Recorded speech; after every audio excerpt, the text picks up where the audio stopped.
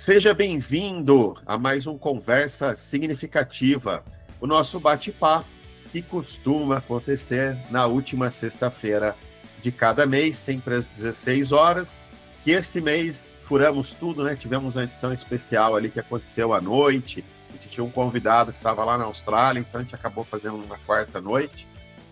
Hoje não é a última sexta-feira do mês, mas estamos aqui às 4 horas gravando com um convidado que eu estou muito feliz de tê-lo aqui hoje. Ele vai falar aí de um livro que é baseado num trabalho aí de mais de 10 anos, então acho que tem bastante coisa interessante para a gente ouvir dele.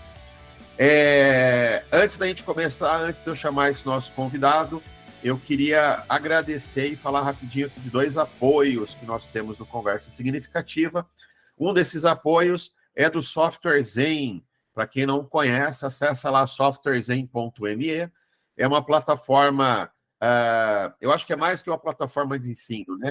É um local ali para ter boas conversas, é um local ali onde você vai encontrar profissionais com muita experiência, e você vai poder fazer treinamentos ali baseados no que esses profissionais vivem no dia a dia, além de encontrar outras pessoas do mercado, fazer network, ter boas conversas. Softwarezen.me, convido você a ir lá conhecer. E a InnoFlow, que é uma consultoria de Business Agility. Eu gosto de traduzir Business Agility como agilidade de negócios, aí se eu troco agilidade por adaptação, né? Eu vou falar que é como a sua empresa se adapta aí para atender às necessidades dos seus clientes aí em tempo hábil. O nosso negócio aqui é apoiar as empresas a conseguir cumprir esse papel na velocidade que o mundo exige hoje. Então, obrigado aí, Noveflow e ao Software Zen para o apoio. E vamos lá, vamos para o que interessa aqui, que é conhecer o nosso convidado de hoje, ouvir aí sobre esse trabalho que ele realizou. E para quem está ao vivo aqui, também interagir aqui com a gente, fazer perguntas aqui, vamos discutir, é para ser uma conversa realmente, tá? Se você está assistindo a gravação, coisa de youtuber, né? Clica lá no sininho, se cadastra no canal, mas também fica de olho nas redes sociais para você poder participar aqui ao vivo e interagir com os nossos convidados aqui, tirar suas dúvidas, compartilhar o que você sabe também, para que todos nós possamos aprender juntos aí, crescermos juntos. Mas bora lá. Senhor Paulo Botelho, que honra tê-lo aqui.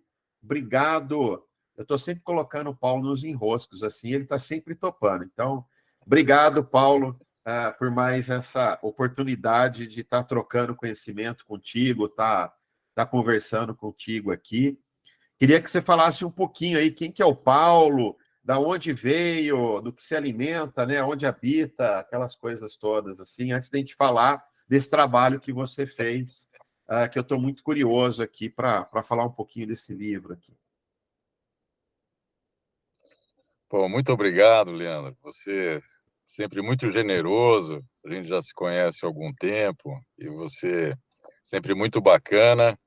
Quero agradecer o seu convite, né?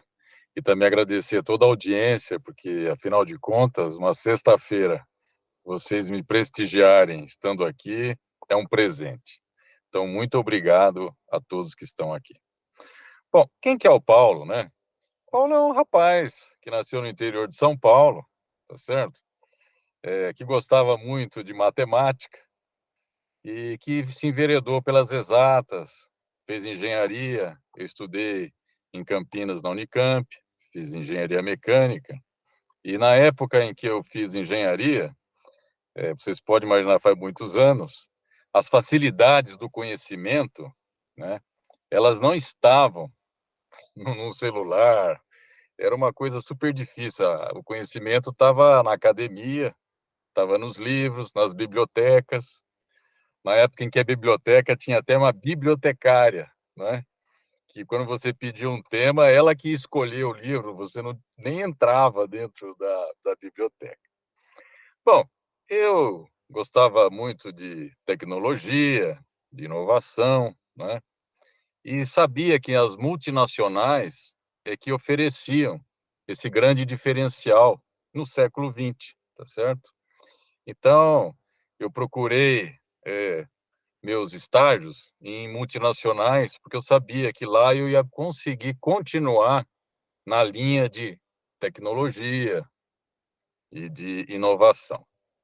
Muito bem, eu comecei numa grande empresa italiana, na Pirelli, trabalhava em processo e fábrica, na época em que pneu aço era a grande novidade. Hoje ninguém nem mais sabe que tem aço no pneu. Você vê como o tempo passou, né? E depois eu fui para a Bosch, né? Que é uma empresa que eu admirava muito já desde a época de estudante. E por quê? Porque tinha alguns pontos muito interessantes para o estudante. Sempre tinha tecnologia, né? A parte toda de automotiva. Então, aquilo sempre me atraiu muito, né? E eu tive a felicidade de entrar na Bosch, passei por várias áreas dentro dela. Eu peguei a transição de carburador para injeção eletrônica. Imagina vocês, como faz tempo que eu estou trabalhando, né? E depois disso, eu fui para a área industrial. Eu fui o responsável por um dos negócios da Bosch na área industrial. Depois eu fui para a área de inovação. E aí nós estamos chegando próximo àquilo que é um grande marco, que é da indústria 4.0. Naquela época, 2011, mais ou menos, né, você começava a ouvir falar em, puxa, agilidade, né, coisas que até então a gente não entendia muito bem o que era aquilo, né, agilidade, né. A gente sempre fez uma associação com velocidade, mas agilidade era além da velocidade, né? E aí tinha um grande desafio, que era trazer a agilidade, esse tema, para a organização aqui na América Latina. E eu fui um dos escolhidos, né, para disputar essa responsabilidade. E por quê? Hoje o tempo passou, é porque eu nem sabia, mas eu tinha aquilo que se chama hoje ambidestria, porque eu tinha uma carreira na área de excelência operacional. Eu trabalhei muitos anos em grande volume alto, né, de produção de produtos automotivos, e também tinha passado pela inovação. Então, eu, naquela época, era um dos poucos que tinha tido experiência concreta de excelência operacional e inovação. E, felizmente, eu consegui passar os processos, né? E ser o responsável pela área de transformação. Então, você vê hoje o que é uma palavra que está muito em voga, né? Ambidestria, mas eu nem sabia que eu tinha isso, né? Então, esse mundo que a gente está vivendo, a gente começa a ver que a gente já fazia uma série de coisas, só não sabia o nome, não é? E é dentro desse contexto do nome que hoje eu trago o assunto do hibridismo, mas eram coisas que a gente já fazia e que não tinha exatamente um nome. Então, esse mundo das transformações, as coisas acontecem e depois é que a gente vai encaixando alguns, né, labels, né, alguns símbolos ou nome que fale. Muito bem. Dentro desse contexto, eu conheci muitas pessoas, né, nessa jornada. E conheci um grupo de pesquisadores, né? Tinham 3 pesquisadores da USP e um do MIT, que trabalhavam no tema de projetos híbridos, sabe? E com muito diálogo, nós fomos nos identificando, até criamos amizade, porque a gente tinha complementaridade, né? Eles traziam muitos exemplos e muita pesquisa profunda nos temas referentes a modelos híbridos de projetos, né? E eu tinha uma experiência em transformação, que a gente chamava ágil, né? Até então, de negócios, né? E aí começaram a encaixar os nomes, né? Puxa, isso aqui você faz isso, que nome você dá aqui, esse nome faz ali. Então, houve uma complementariedade entre os trabalhos que eles faziam e se dedicavam já há anos, assim como eu também, né, me dedicava, mas chamava. Tanto é que no início do trabalho, que eu comecei a fazer isso em 2012, a gente chamava de CIP Agile. Nós começamos a chamar isso de CIP Agile. O que era CIP? Era Continuous Improvement Process, que era o que a gente fazia, melhorias, e também trazendo os aromas da agilidade, que eram os métodos, né, adaptativos. Então, a gente tinha aquela base de excelência operacional com métodos preditivos e começavam a chegar os métodos adaptativos, né? Então, essas combinações precisaram de ter modelos, experimentação, para poder ser palatável para os times.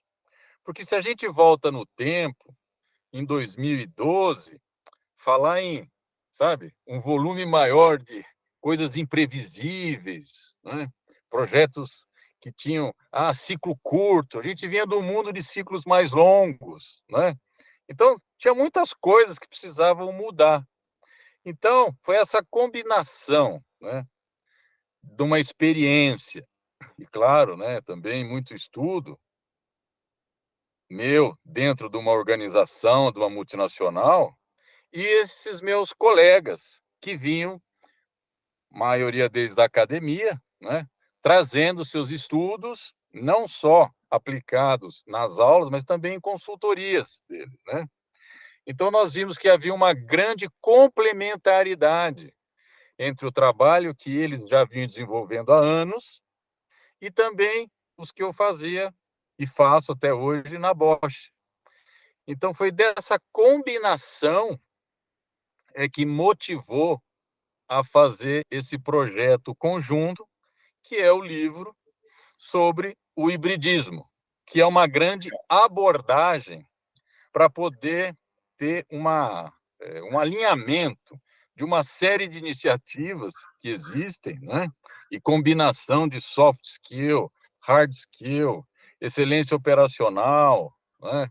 Inovação, ambiente simples, complexo, complicado, caótico, é, gerenciamento de mudança e tantas, vamos dizer assim, ingredientes para se construir um caminho, né, que fosse útil, lógico e que pudesse ajudar as organizações a terem uma maior performance.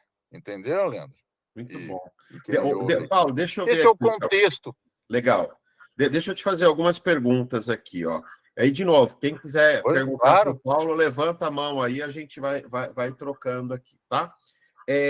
Paulo, então, esse livro aqui tem uma base prática e teórica, né? E tem uma combinação da academia aqui com práticas, né? Dentro de grandes organizações. E aí você traz hibridismo e você também falou de ambidestria. Hibridismo é uma outra forma de eu falar ambidestria? São duas coisas diferentes? Como é que vocês veem isso? Vamos dizer o seguinte: o princípio da ambidestria muito se aplicou dentro daquela combinação de excelência operacional e inovação. Alguns chamam, né, de exploit e explore, outros falam melhoria contínua e inovação, uma melhoria incremental e uma melhoria disruptiva. Ou seja, cada organização, e eu respeito todas, tem uma forma de fazer a sua própria definição. Para ser bem sintético, nós utilizamos essa ambidestria no âmbito de combinar excelência operacional e inovação. Então, essa é olhar para o que se faz hoje bem e se entrega, mas antevendo situações futuras para você ter aquela continuidade do seu negócio. Então, não adianta só eu fazer muito bem o que eu faço hoje e não olhar para frente e não conseguir dar continuidade, porque grandes empresas às vezes morrem porque fazem muito bem o que sempre fizeram e não mudam. Então às vezes ela passa grandes dificuldades só por fazer bem o que faz, aí vem aquela questão, puxa, onde foi que eu errei se eu fiz tão bem aquilo que sempre fiz? Pois é, você falhou porque você não evoluiu. Então, a ambidestria, ela na prática sempre existiu, só que sem o nome. Ou seja, todas as organizações que sobrevivem sempre fizeram ambidestria, tá certo? Na prática é isso. As que não fizeram ambidestria, elas morreram, tá certo? É simples assim. Dificilmente A você gente vai ter pode um pegar exemplo, o ele não exemplo, fazia a gente ambidestria. pode pegar o exemplo da Bosch, 3M, IBM, todas, se você olhar 50 anos atrás, faziam outras coisas, né? É claro. O que a Bosch, por exemplo, ela tem são os pilares de negócio. Claro, ela fazia produto na época do carburador, ela fazia sistemas de ignição. E hoje ela entrega uma solução, sistema de injeção. Ou seja, ocorreram evoluções. Ela não continua fazendo sistema de ignição, mas ela continua entregando soluções para a mobilidade. Então, isso que é importante. As grandes organizações que têm décadas, né? A Bosch é centenária.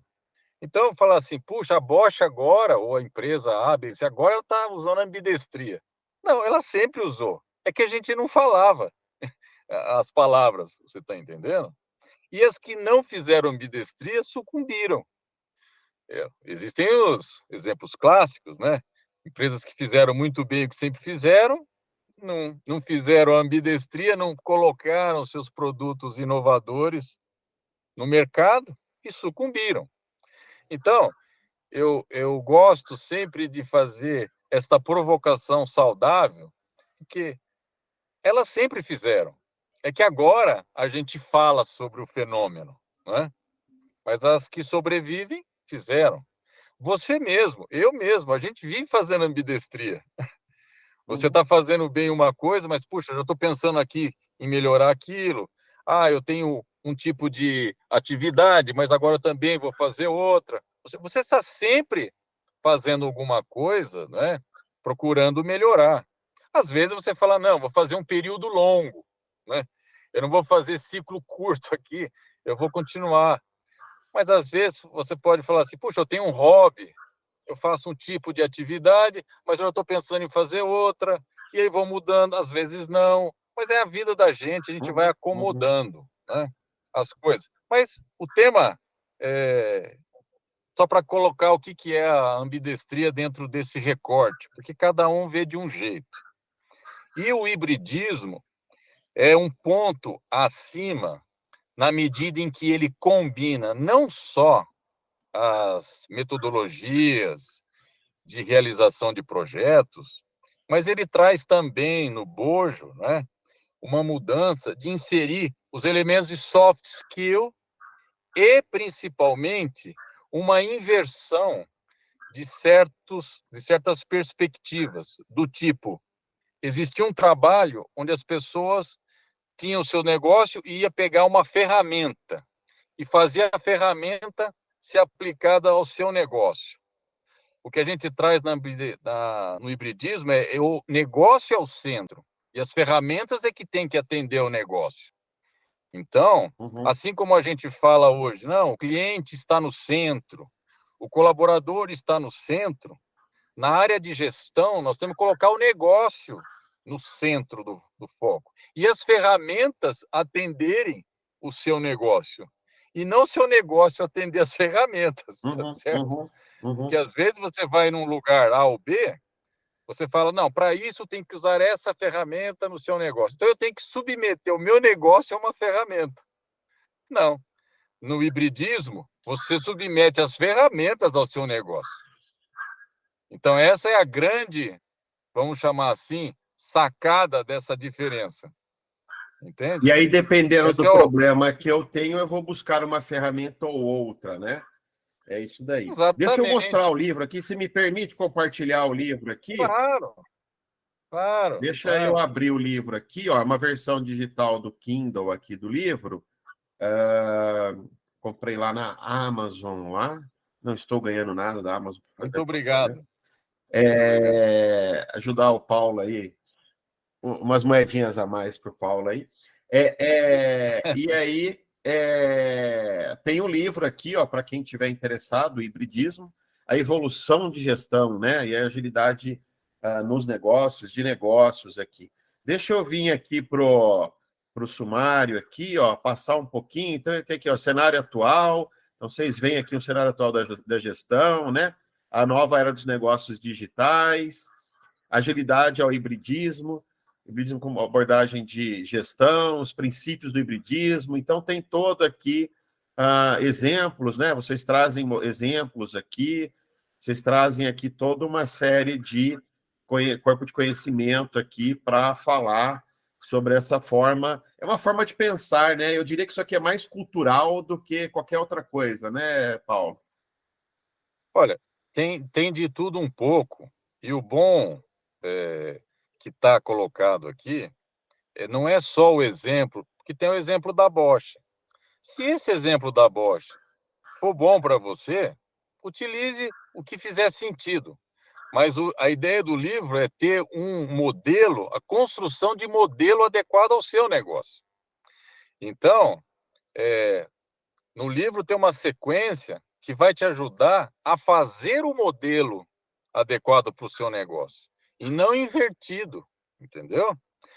Existe o capítulo da Bosch, que foi uma forma de fazer o modelo híbrido, mas cada um vai encontrar o seu caminho, porque cada empresa é uma empresa, tem um universo de diferenças. Então, a pretensão do livro não é dizer, não, o caminho certo é o caminho da Bosch. Não, o caminho da Bosch é um caminho. É um bom caminho? Sim, é um bom caminho. É utilizado numa grande multinacional, que tem uma série de peculiaridades, complexidade. Você tem um universo de coisas. E o modelo funciona também na Bosch. Assim como ele vai ter, dentro da sua organização, que cada organização é única, você vai poder construir o seu, tá certo?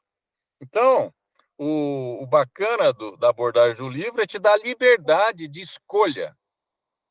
Ou seja, você lê e você faz suas escolhas, entendeu?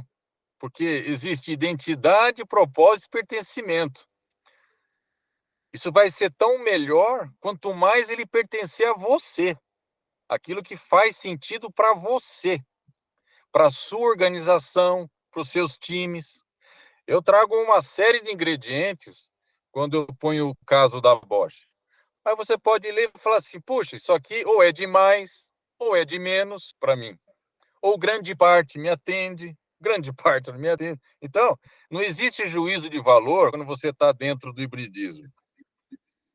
Se a sua solução foi A, B ou C, ótimo. Se você está feliz, a organização está feliz, você está com o seu time motivado, ótimo. Na Bosch, nós fizemos vários trabalhos e se você fosse olhar como que as pessoas trabalharam e fizeram as suas abordagens, cada time faz de um jeito. É claro que existe uma lógica que orquestra tudo isso, mas cada time faz de um jeito. Quando eu trago pessoas, é, o time lá foi visitar a Bosch, falou assim, puxa, mas cada sala aqui de trabalho é diferente. Eu falei, ainda bem, porque cada uma, a despeito de estar dentro da Bosch, cada uma tinha um olhar, porque cada uma tem seu pertencimento, tem o seu toque, entendeu? Eu E gosto de isso é falar que é que um grupo de dá pessoas a diferentes, com maturidade diferente, resolvendo problemas diferentes, né? Pode sim. A despeito de estarem no mesmo guarda-chuva, que é de uma grande multinacional, mas existem pessoas que são no ramo automotivo, que têm peculiaridades da mobilidade, das montadoras. Tem pessoas que estão trabalhando em negócio de bens de consumo, que têm outras demandas. Tem outros que trabalham na área industrial, que são equipamentos para a área industrial, que têm suas peculiaridades. Então, O que existe é uma lógica que orquestra tudo isso, mas a forma de fazer, cada um tem a liberdade de fazer. É para aquela fazer o ideia seu trabalho. de deixar emergir, né? Exatamente. Isso. Legal. Temos duas Exatamente. pessoas aqui, ó, com a mão Oh, levantada. Deixa eu obrigado. colocar meu óculos aqui para não falar o nome errado de ninguém, senão eu não consigo ler aqui. Sara, se for possível você abrir a câmera quando você for fazer a sua pergunta, legal. Se não for, também estamos bem, tá? O André levantou a mão primeiro. André, diga. Boa tarde todo mundo aí, obrigado. Reunião em cima da hora que pintou aqui para mim pelo e-mail. Putz, entrei, deu certo. Pelo que eu estou entendendo, então, até dentro de uma empresa e dentro de um negócio, podem haver vários tipos de ferramentas, né? Dependendo do projeto e da equipe. Então, também talvez um equívoco de uma empresa, sei lá, de tecnologia, falar assim, não, aqui a gente é 100% Scrum, mas de repente algum projeto, o cara vai, sei lá, pintar reforma civil, porra, talvez caiba aí um waterfall, não é porque a empresa inteira é Scrum que vai falar pro pintor, falar, meu amigo, vamos planejar aqui a sprint. É isso daí. Então, Exatamente, isso André. mesmo? Muito Será? Será obrigado que eu por peguei? você. É isso aí. Muito bom. Perfeito. Lindo. Pode falar, Paulo. André, exatamente isso, André. Porque, olha, basicamente, uma organização trabalha em 4 espaços. O espaço chamado simples, o espaço chamado complicado, o espaço chamado complexo, ou o espaço chamado caótico. Basicamente, esses espaços cobrem os seus negócios. Você pode usar tanto Knevin, você pode usar Stacy, ou você pode usar outra coisa que você descobriu e a gente nem sabe ainda. Às vezes você tem negócio que 90% está dentro daquele espaço chamado simples. O que quer dizer isso? Eu tenho a tecnologia dominada, os requisitos dominados. Então, nesse ambiente, eu me utilizo de soluções que já são dominadas, já são previsíveis. Eu posso ter espaço dos meus negócios, 5% eu faço dentro de variante de plataforma. Eu tenho uma solução que eu posso fazer um pequeno ajuste aqui ou ali, previsível. Então, eu posso usar um waterfall, por exemplo. Mas eu tenho um outro ambiente que tem um alto grau de imprevisibilidade. Então aqui encaixa o ágil, no que se diz respeito ao Scrum, por exemplo. Ou aqui eu estou trabalhando numa área totalmente disruptiva, como, por exemplo, a Bosch entrou na área da agropecuária, onde para nós, alguns anos atrás, isso era totalmente caótico. A gente fazia uma série de produtos e como encaixar isso no agro? Então, para nós, naquele momento, foi altamente caótico. E nós precisamos de soluções para o caótico. Não adiantava eu aplicar Lean dentro do caótico. Eu não ia conseguir extrair nada. Eu não ia conseguir fazer um waterfall num ambiente caótico, porque eu não tinha uma previsibilidade. E nem um Scrum, porque eu não tinha nem elementos claros para ser usado, para fazer ciclo curto, nem nada. Então, eu precisei lançar a mão de design thinking, etnografia, pesquisa de campo, uma série de outras ferramentas. Agora, eu podia orquestrar tudo isso à luz de uma forma de gestão. Então, você vê que cada situação é uma situação. Então, a gente não ficou preso a um modelo A, B ou C. E vou dizer, todos são bons. O Para o importante é quando contexto certo, né, encaixa. Paulo? Para o problema certo, né? Exato, Exatamente, muito bom. exatamente. Queria dar um outro O exemplo importante é aqui, você. Paulo. Me perdoa, eu queria dar um outro exemplo aqui. Tem um cliente nosso que Claro. ele tem um produto de SaaS. E aí lá emergiu essa visão lá dentro, assim, foi muito legal, porque eu já falei isso para o Paulo, né? Impressionante como o que ele escreveu, o que ele praticou ali, tem muito a ver com o que a gente prega aqui também, que é esse lugar onde eles têm lá a implantação do sistema deles. Então, tem todo um VSM que a gente conseguiu desenhar lá, aonde sai do comercial, vai para o jurídico, do jurídico para o financeiro, o cara paga a implantação, aí tem integração de sistema, e isso eles fazem 600, 700 vezes por ano. Então, a gente usa lá o Waterfall, tem um Gantt para o cliente, tem reunião de kickoff, tem uma série de coisas. Faz total sentido lá. Ao mesmo tempo que eles têm lá mapeado 90% dos RPs de mercado para poder fazer essas integrações. Quando a gente se depara com algum RP, com algum produto, com alguma coisa ali que não tem, aquele pedaço ali vai para o ágil. Então, ali a gente vai explorar, a gente vai sondar ideias ali para entender como é que a gente pode fazer essa integração depois.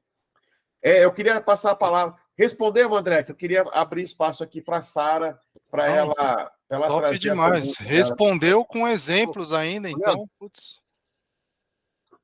Mas, Leandro, me permite só queria fazer para não perder a oportunidade.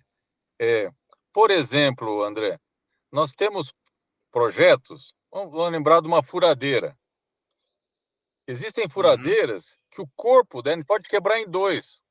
O corpo dela é uma plataforma dominada.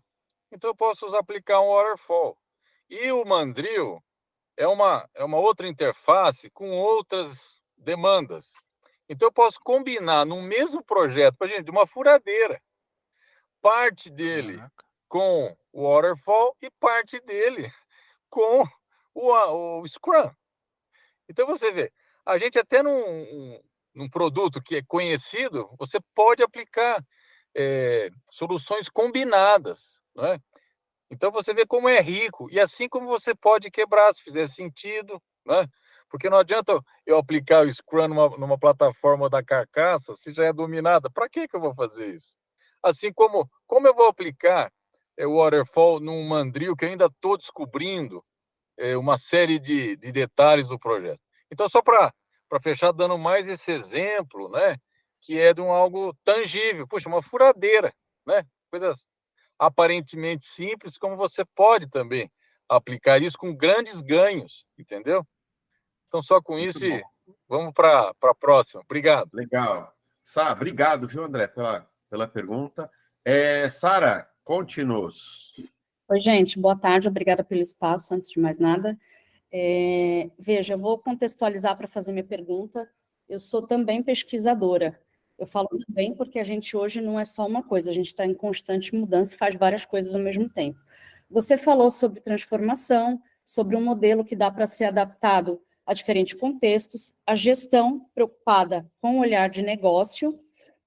E aí eu queria puxar um pouquinho para a governança corporativa, que é um tema que eu tenho pesquisado bastante, porque a gente sabe que tem estudos que mostram que a cada 50 anos, isso há um estudo de 10 anos atrás, não é algo tão distante, né? A cada 50 anos, uma nova tecnologia emerge e muda o ecossistema mundial. Hoje isso é muito mais rápido, mais fluido.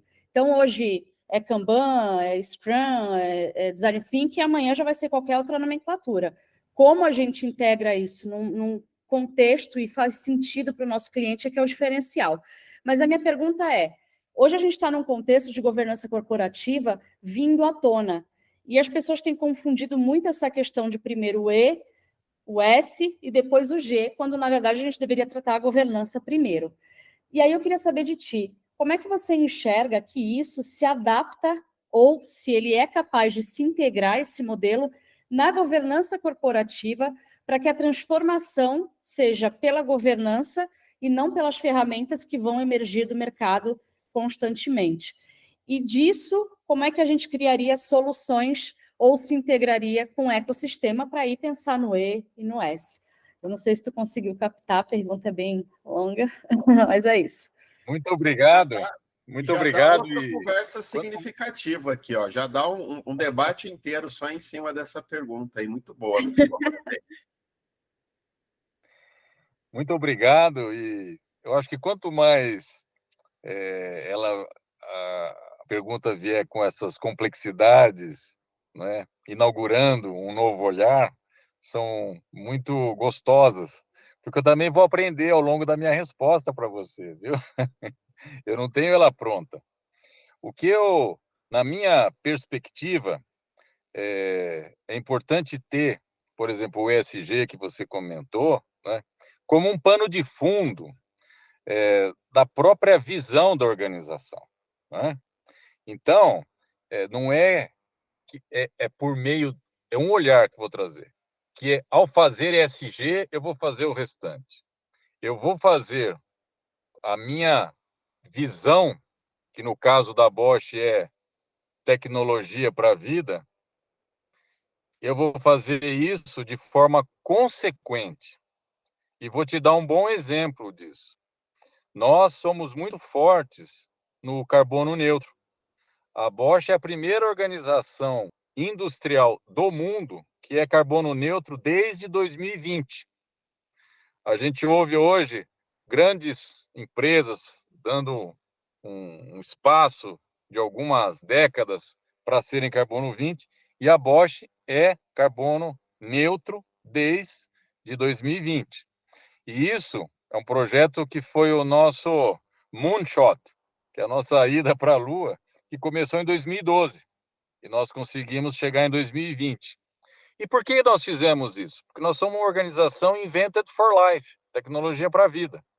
Então, essas ações de ter uma visão de meio ambiente, que nós também temos negócio no agro, uma visão de segurança, ou seja, todos esses são elementos que reforçam a visão do nosso negócio. Então, a gente não é que faz a nossa governança a partir desses pilares e depois para os nossos negócios. Nós fazemos nossos negócios juntamente com esses elementos que têm a ver com a nossa visão, que é tecnologia para a vida. Quando você fala de ter um meio ambiente, você fala em segurança, tudo isso tem a ver com tecnologia para a vida. Mas também quero dizer que não tem certo, não tem errado. O que existe são as escolhas das organizações. A escolha da Bosch é ser uma empresa tecnologia para a vida. E o que é pilar?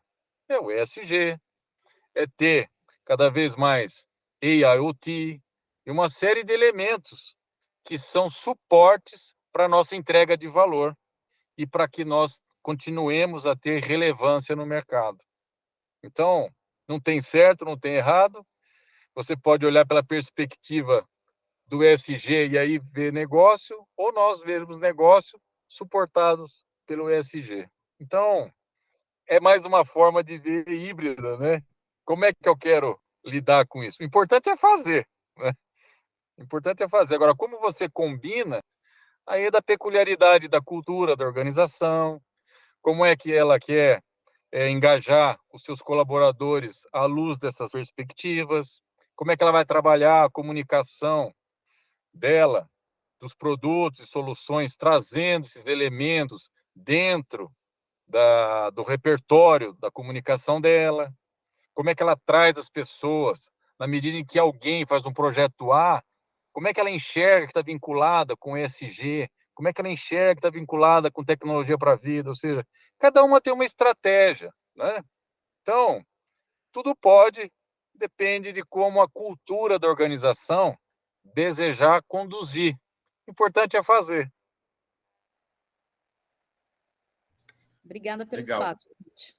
Muito bom. Gostei dessa provocação de por onde começamos, né? No G, ou no E, ou no S. Gostei. Isso dá uma conversa significativa inteira aí. Obrigado, Sara. Tem algo interessante aí. Uxa, eu não sei se você... Como é que você está aí?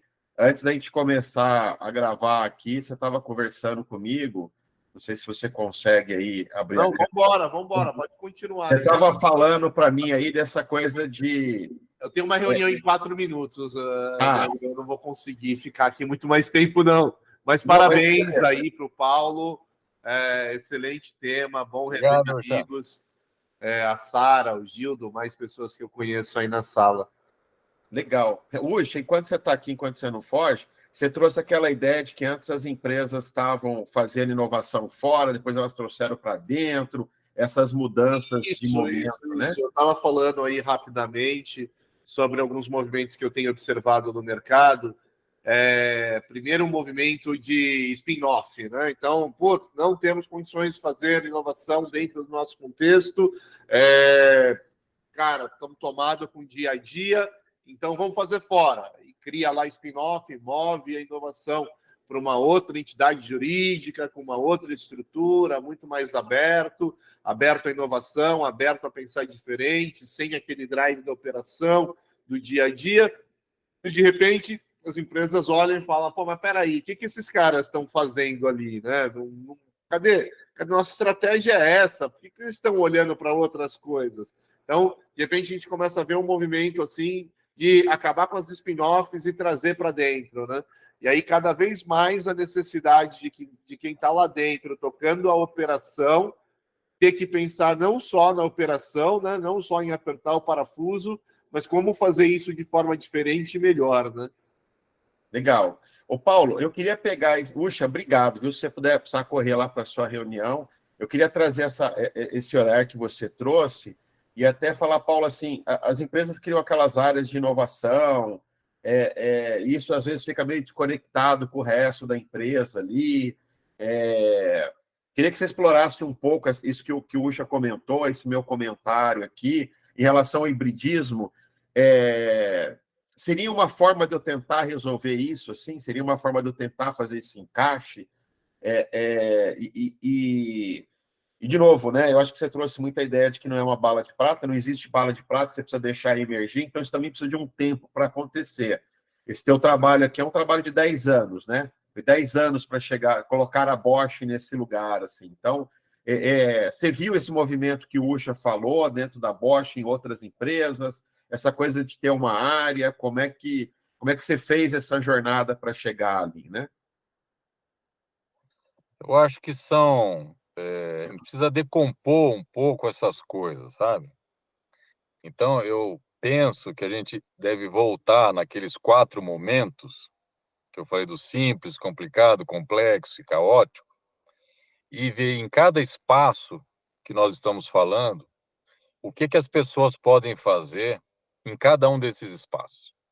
Então, por exemplo, se eu estou numa área de excelência operacional, então eu só vou fazer excelência operacional? Não. Eu faço excelência operacional, posso fazer melhoria contínua também, tá certo? Não só posso, mas devo. E por que eu também não posso fazer uma proposta de inovação disruptiva? Por que eu não posso? Se eu estou dentro de um espaço, eu posso trazer novas ideias, tá certo? Eu penso que depois você tem áreas de projetos, que você faz variantes de plataforma, você também pode trazer melhoria contínua, você pode trazer ideias de inovação, por que não? Assim como eu posso estar trabalhando em ambientes caóticos, ali, então, é mandatório que eu faça propostas realmente de inovação, porque esse é o meu propósito primário. Mas eu penso que a gente deve, em cada um desses 4 momentos, trabalhar e fomentar que as pessoas pensem em melhoria contínua, inovação incremental, inovação disruptiva. Claro que cada um com mais energia ou menos energia. E a gente, na Bosch, ainda propõe e oferece para as pessoas trabalharem fora das suas áreas em projetos específicos disruptivos. A gente trouxe até isso para não ficar só naquela área que tem que trabalhar mesmo com o caótico, mas dar a chance para quem não é da área do caótico pensar também em projetos caóticos. Então, nós começamos isso há 10 anos na Alemanha, onde a gente tinha times que pensavam em projetos totalmente disruptivos, e isso, paulatinamente, foi indo para as regiões, e a gente já tem, há 6 anos no Brasil, projetos onde pessoas que são da área de excelência operacional podem trabalhar em projetos disruptivos. Então, você oferece essa possibilidade, que a pessoa parte do seu tempo durante o projeto, né, trabalhe uma grande parte na área que ela é ela é realmente da atuação primária dela, mas também trabalha em outras áreas. Ou seja, isso cria um movimento na organização onde todo mundo, dentro da sua alçada, faça excelência operacional, faça melhoria contínua, faça inovação e também tem a oportunidade de trabalhar em inovação disruptiva. Então, a Bosch conseguiu um equilíbrio dinâmico de tudo isso. E isso é uma forma de exercitar o hibridismo. A gente dá curso de intraempreendedorismo para as pessoas. Nós damos cursos de toda essa formação de Lean, Project Management, Scrum, Design Thinking. Ou seja, as pessoas também, está na mão delas o seu desenvolvimento. O que ela gosta de fazer? Né? O que ela gostaria de experimentar? Então, tem essa possibilidade. Felizmente, o tamanho, a massa crítica da Bosch permite esse movimento. Talvez alguma organização não consiga ter todo esse swing, né? Mas, se for possível, ela deve ir avançando para que as pessoas possam, cada uma dentro da sua alçada, poder exercitar também esses espaços de inovação, de disrupção. Entendeu? Legal. Aí, deixa eu pegar um gancho aí na sua fala. O hibridismo serve só para organizações do tamanho da Bosch? Serve para uma empresa de médio porte? Uma startup pode olhar dessa forma? Como é que você vê isso? Assim? Eu penso que a empresa ela já tem que ter a startup ela já está vivendo a sua peculiaridade que ela precisa escalar. Então ela está na parte de validação ali das ideias, inovação ou caótico, ela já está nesse ambiente, tá certo? Então se eu falar para a startup, não, vamos falar agora de excelência operacional, mas eu ainda não tenho, eu estou começando. Então, cada empresa tem que ver seu momento. Então, falar em hibridismo para uma startup, ela fala, peraí, eu nem tenho ainda o produto, não tenho uma solução, então eu preciso, primeiro, começar a escalar para ter espaço para pensar num ambiente mais amplo. Mas uma empresa, você falou média ou pequena, ela pode, claro que ela pode se beneficiar desse olhar, dessa abordagem mais ampla. Porque se a empresa é pequena ou média, ela tem aquilo que ela tem que entregar, que é a excelência operacional, ela tem que ter as variantes de plataforma dela para conseguir outros produtos, ela pode fazer inovações, ou seja, ela também se beneficia desse olhar, entendeu? Legal. É só a questão da startup que ainda não está com alguma solução, porque ela já está no caos ou está no complexo adaptativo. Ali, né? Isso, legal. Entendeu? Bom. Arthur, diga.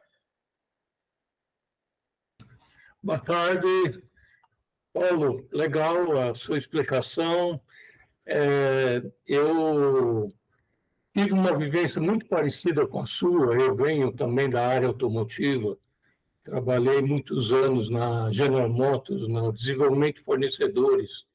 E algumas vezes eu tive lá na Bosch para tentar equacionar problemas e a gente, com ajuda, eu não tive a oportunidade de conhecer você lá, mas com o pessoal da Bosch, muito eficiente, a gente conseguiu resolver muitas coisas, principalmente na transição de carburador para injeção e outros produtos, como a válvula de regulação do fuel rail, que era um produto que a Bosch fazia, então, muito interessante.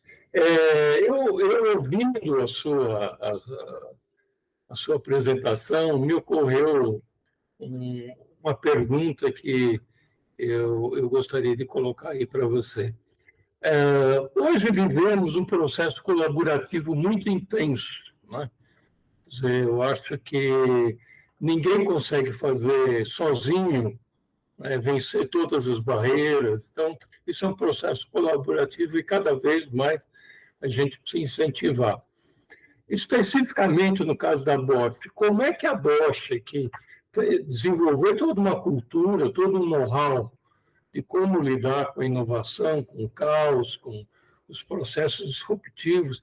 Como é que ela está pensando em levar esse conhecimento, essas práticas, para a sua cadeia de fornecedores? Muito obrigado, viu, Arthur? E você vai me dar a chance de dar um exemplo concreto.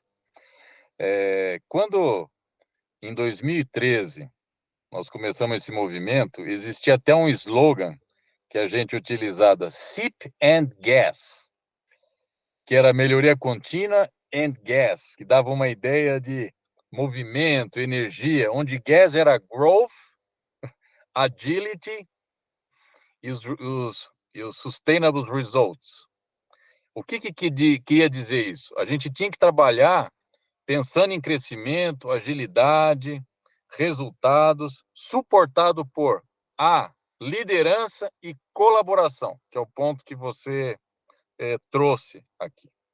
E dentro desse sentido, quando nós começamos a fazer, por exemplo, na área de pequenos motores elétricos, que nós temos lá, que era levantador de vidro, ventilador do carro, etc., nós levamos toda essa visão de trabalho colaborativo, de olhar os momentos do negócio para os nossos fornecedores também. Começamos na área que era da ED, que era pequenos motores. Então, nossa área de compras levou esse modelo também para os fornecedores preferenciais. Mas fala, por que não levou para todos? É que a gente não tinha braço para levar para todo mundo. E a gente foi para ajudá-los a estruturar nas suas empresas também esse mindset. E por que para nós isso é importante? Porque não adianta só fazer isso dentro da organização, porque ela vai, na hora da primeira interface com o mundo, o que acontece? O mundo também precisa trabalhar de uma forma mais distribuída, tendo mais esses elementos de colaboração, entendendo os momentos de cada negócio. Então, existem muitos fornecedores da Bosch que também foram beneficiados disso, e nós fizemos até consultorias voluntárias para que eles melhorassem as suas performances, e muitos conseguiram até passar a ser fornecedor internacional da Bosch, só para você ter uma ideia, porque a performance deles foi melhorando. Então, nós acreditamos que isso é bom para nós e para a comunidade que a gente está inserida, e a gente também leva isso para alguns fornecedores, tá? Legal. Se a comunidade não cresce, não tem espaço para a gente crescer, né? Ok. Legal, Paulo. Obrigado aí pela resposta.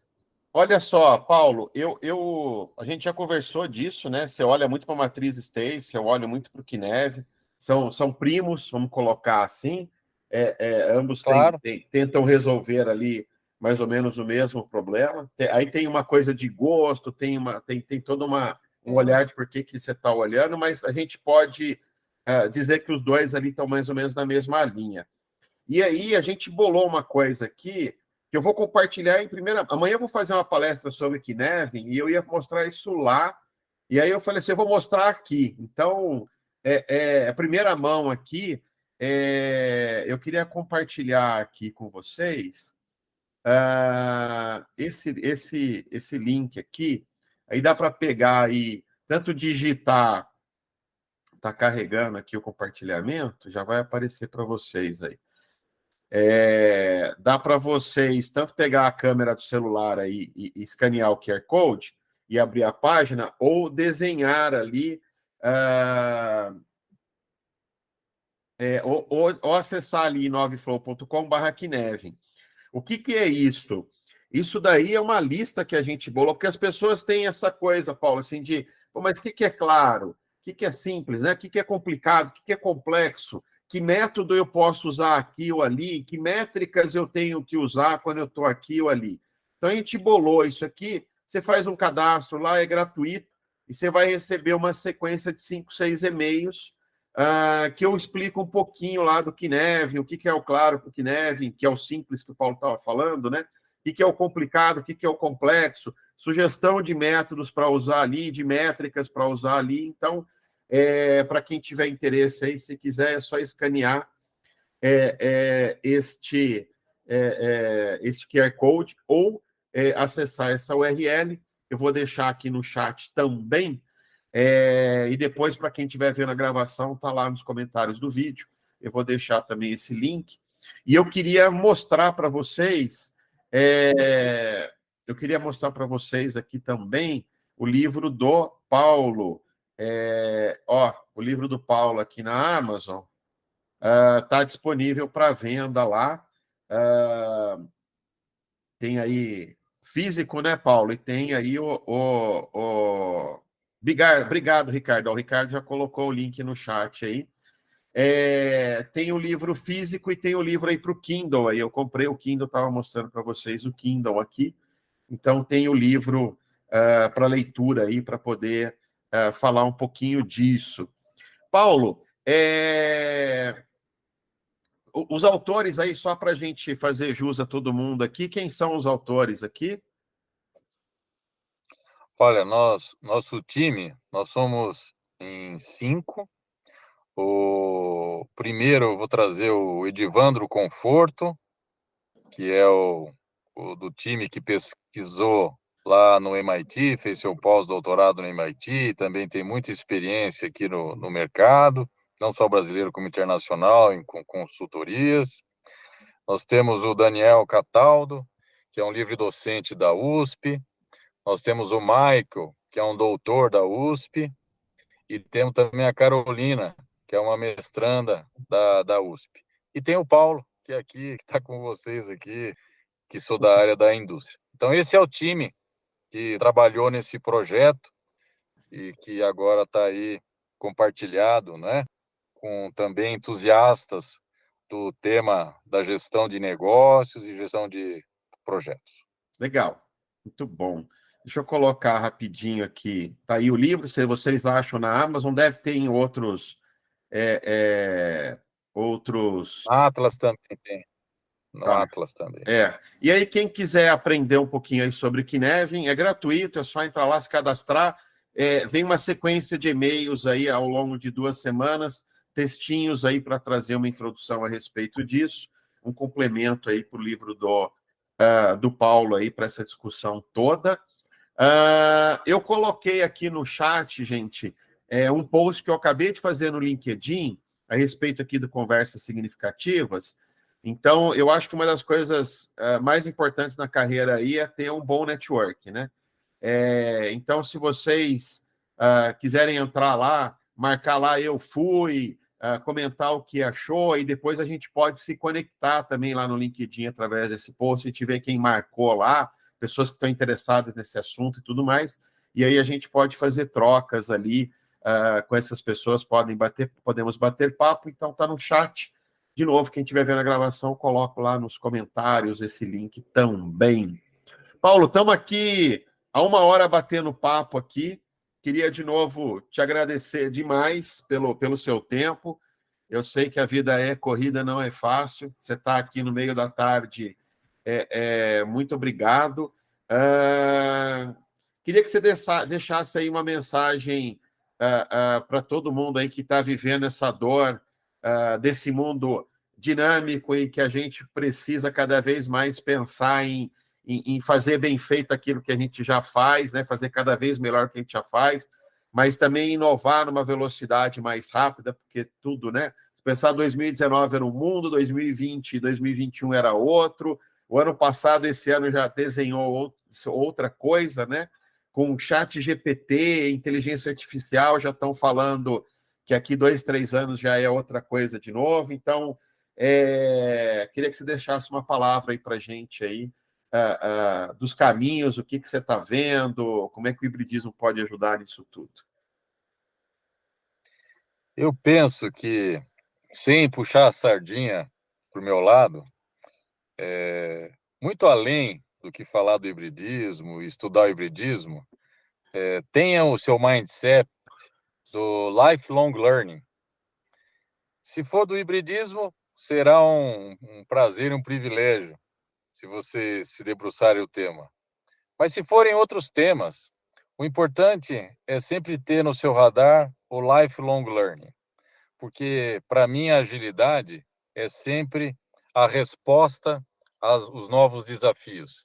E você só consegue continuar respondendo e performando se você sempre tiver se capacitando. Então, esse é o ponto que eu diria. Eu os encorajo a seguir nessa trilha cada vez mais forte. Se for começar pelo hibridismo, ótimo, será um prazer, porque eu posso trocar ideias com vocês. Mas se você for por outro caminho, siga bem e continue estudando, evoluindo, que o importante é isso. Ser um profissional ágil, que é rápido e flexível, e sempre procurando soluções para as demandas que você já está antevendo. Então, com isso, eu agradeço muito a atenção de todos vocês, o privilégio de tê-los aqui nessa tarde, né? E o seu presente, Leandro, de ter me convidado. Muito obrigado. Nossa, eu que sou muito grato aí, Paulo, por essa troca toda que a gente teve. O pessoal que fez perguntas aí, interagiu. Muito obrigado de coração. E é isso aí, gente. Grato a todos. Para quem está vendo a gravação, de novo, cadastra no canal lá, clica no sininho, dá um joinha e tudo mais. Não esqueçam de interagir lá no post do LinkedIn para a gente poder fazer network também depois. Tem o link lá do Paulo lá, eu marquei o Paulo no post lá, então vocês vão achar o Paulo no LinkedIn também. E é isto. Grato de novo, de coração. Para quem está aqui no ao vivo, bom fim de semana, cuidem da família aí, respirem um pouquinho. E para quem está vendo a gravação, fica de olho nas redes sociais lá. Da próxima vez vai ser um prazer ter você aqui no ao vivo, interagindo com a gente, tirando suas dúvidas, participando de tudo aqui. Até uma próxima!